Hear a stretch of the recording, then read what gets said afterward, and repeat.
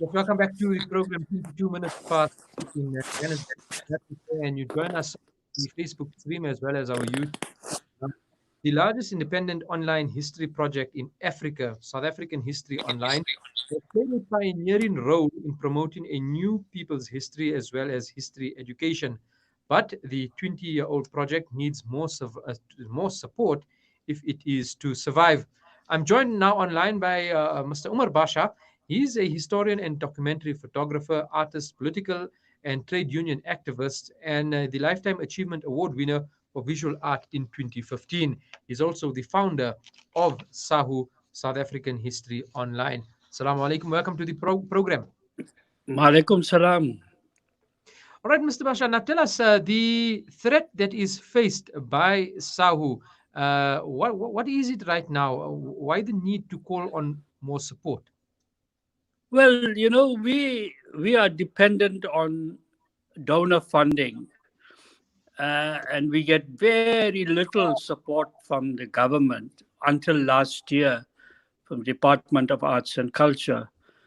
And so, when with the COVID-19 funding that we had applied to a number of organizations, one of which was the Department of Arts and Culture, uh, did not materialize. The funding was cut. Most of the funds were moved to COVID-19 relief projects. So, there's a knock on effect throughout with all our funders. Either the funding will come in later or they have moved their priorities. Mhm. Now, the reason for starting Sahu itself, what motivated it, and what drove you to set up this online portal? Well, after, with the attainment of a new democracy, after 1994, we had to very seriously sit down and think about, everything about a new South Africa. How does one begin to create a new South Africa? And for me, it was important that we write a new history. We start the process of writing a new history, popularizing that history, and in particular among younger people. So that was the motivation. Yes, and I must say it's proved an invaluable resource to me. For example, picking up on the historical narrative, not from a colonial or imperial perspective, as we have learned over so many years in school. It just opened up a whole new vista of understanding what took place in the past. And we must thank you and the founders of the South African History Online portal for doing that. Initially, when you started, you got the help of many young people and PhD who have gone on, for example, to reach their PhD levels, as you write in the Daily Maverick. The use of that young talent, is it still available to you? Yes, yes, definitely. So have we have an internship program where we take masters and PhD students. We also take design and IT students from local colleges, and they come and spend either 6 months or 12 months with us, and that is funded by the SETAs, Sector Education Training Institution. And so, yeah, uh, having young people has been an important part of our mission to.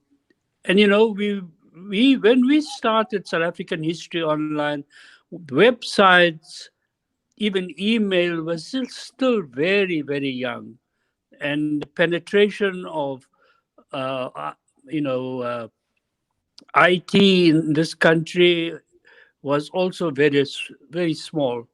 So it this new technology, just draw in the creative energies of the younger people. So yeah, you know, a guy like me who at my age had to start thinking about a new website, uh, and I couldn't have done what we've done without the support of young IT specialists. And how popular has the website been, since its launch? I see that there are over 50,000 documents and videos as well as images that are on the platform. Well, our website is used by last year, um, last 12 months, nearly 6.5 million people used our website. But more, people use it. Our footprint is very large because people share our content, and so yeah, lots of people use it. One of the key features of the website is our history classroom. Now, we were the first ones in this country that pioneered putting up the history curriculum on the website. And that brings us an enormous number of people to the website from all over the world. So the history classroom has the history curriculum. You can download it for free. And from next week, it'll be, when you go onto our website, you will find a lot more resources in that section of our site. So yeah, now it's a continuously evolving thing, and it requires a team of people, not just researchers, but designers, video and photography editors. You need IT specialists, and you need researchers. The content that you offer, you mentioned that it is available to people. Is this free? I mean, can people around the world, we've seen in recent days, major news organizations, for example, going on to the subscription model, where people need to subscribe in order to access that kind of high quality information. Is your site also a subscription based one, or are you offering these wonderful services for free?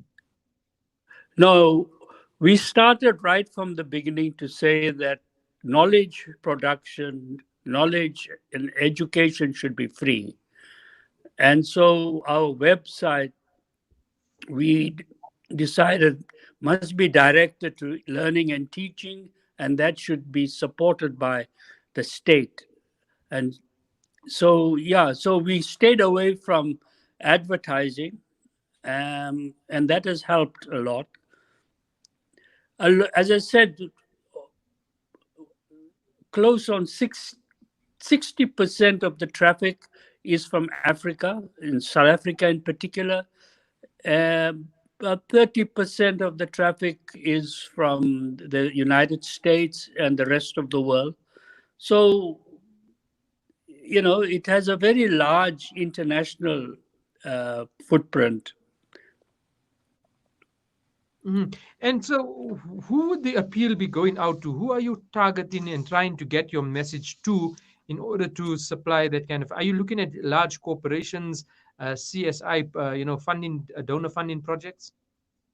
Yes, large corporations, foundations, the Department of Arts and Culture, and the Department of Education. Um, but more important, we want people, ordinary people who use our site to make a small donation. The fact that we have so many million people each year using our site, if each one of them give us $1 or a rand each, we would be able to solve our funding problem. And the part of our strategy is to get people to donate. But again, the most important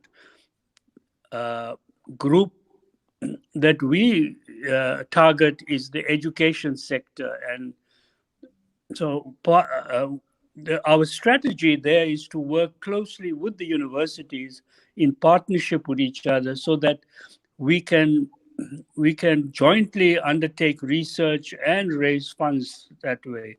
But that's a more medium term objective. We have been in working with universities for the last 20 years, so we have a very good relationship with most of them. And where can people donate if they'd like to, put that 100 rands or 200 rands, whatever amount towards the South African History Online project? Where can they make that particular donation? Online, you can go onto our website and you will see all throughout in every page donate, or at the end of every page donate. So yeah, so we only talk. We're not just talking about financial support. We're also talking about people coming forward to write for us, and to do editing work, to be consultants or support us with our research, new IT, areas that we could begin to use for, especially teaching and learning. And we've seen what COVID-19 has done. It is shifted the entire our focus from just pure classroom learning to online learning, and so that's where things are moving towards. And we as Saho uh, provide that service, information, lessons for schools, support for teachers. Mr. Umar Basha, Jazakallah khairan. Thank you so much for your time this morning, and well done to starting this initiative and taking it thus far. And hopefully, we will be able to see people contributing so that the South African History Online uh, platform can continue doing the wonderful work that it does. You go well. Assalamu alaikum wa rahmatullahi wa barakatuh. Maalaikum salam. Thank you very much for inviting me.